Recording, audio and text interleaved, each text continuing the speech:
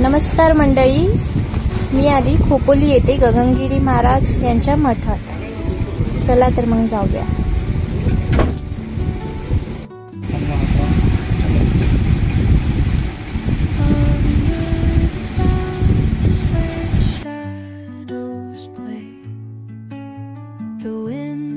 इथून आतमध्ये यायचंय आपल्याला। पार्थ बघू शकतात किती खुश आहे। आपण समोर बघू शकता खूप छान असा व्ह्यू आहे।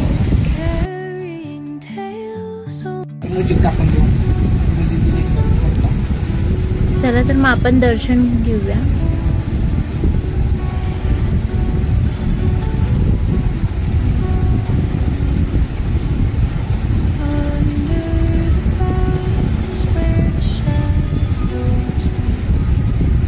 दर्शन घेऊन झाल्यानंतर तुम्ही इथे बसूही शकतात।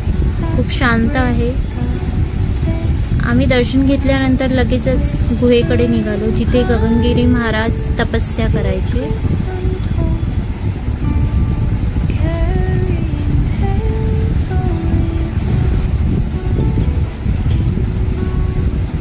इथे आम्हाला माकडं दिसली।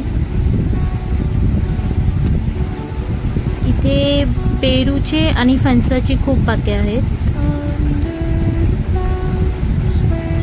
तुम्ही बघू शकता माकडं खूप आहेत।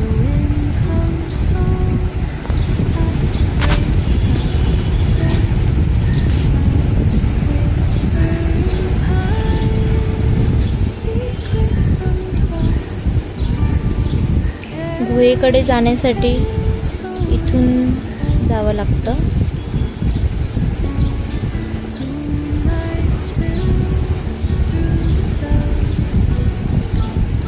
इथे देखील माकड बसलेले बघू शकता आपण। हा, आणि तिथे सूचना दिली आहेत की माकडांना काही खायला घालायचं नाही।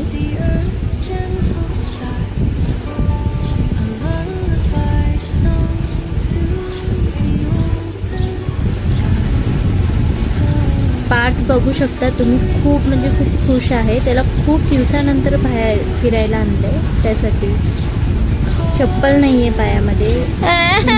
पायात तसंच तो फिरतोय बिना चपलीचा, नाहीतर नेहमी त्याला मला उचलून घ्यावं लागतं। पण आज तो इतका खुश आहे की स्वतःच चालतोय। इथे तुम्ही बघू शकता ते गाई आहे, बैल आहेत।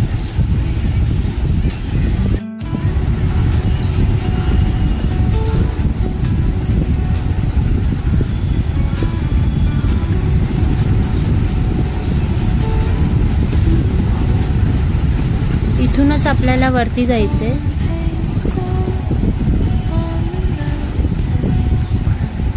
इथे पाहू शकता शाळेची देखील सहल आलेली। ते एक छोटंसं मंदिर आहे महादेवाचं। तिथून पुढे गेल्यानंतर आपल्याला चालतच इथून वरती जायचंय। खूप ऊन होतं, सकाळी 11:30 वाजले असतील। खूप म्हणजे खूप ऊन होतं, पण पुढचा व्ह्यू बघून खरंच खूप छान वाटलं। असं वाटत होतं गावाला आलंय।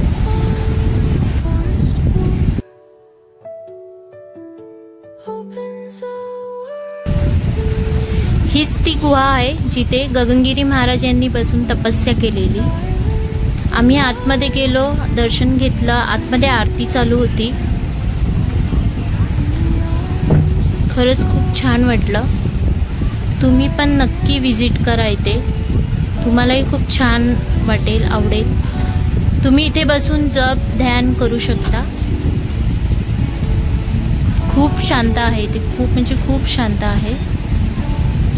चला तर मग व्हिडिओला लाईक करा, शेअर करा, चॅनेलला सबस्क्राईब करा। Bye bye.